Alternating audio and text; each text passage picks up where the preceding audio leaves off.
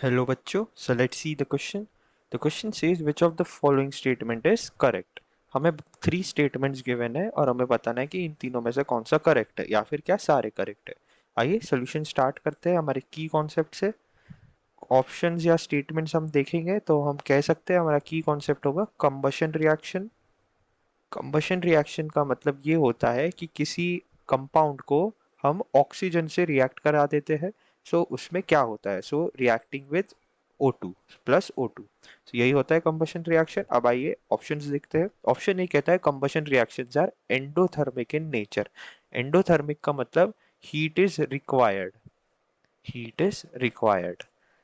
और एक्सोथर्मिक का मतलब होता है कि हीट इज रिलीज्ड। अब हम कोई भी कंबशन रिएक्शन, आप सोचिए कि कोई चीज बर्न हो रही है। तो जब कोई चीज बर्न होती है, सो हमेशा हमने देखा है कि हीट इज इवॉल्व्ड।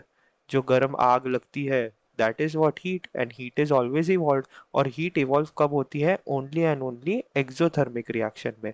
सो ये बहुत ही सिंपल था, ये सिंपल सी बात है कि combustion reactions are exothermic reactions not endothermic. So ये स्टेटमेंट तो हमारा आंसर नहीं होगा। ऑप्शन बी कहता है during complete combustion of 1 mole of butane 2658 kilo joule of heat is release.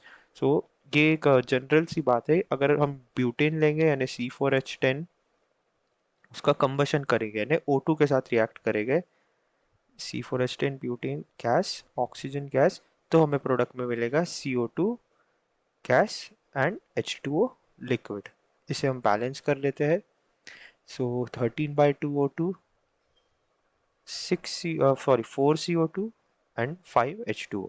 सो इसका डेल एच जो होगा that is always equal to -2658 kilo joule. और एक मोल की बात है, क्योंकि देखिए जैसे कि देख सकते हैं यहाँ पे ओनली 1 मोल है।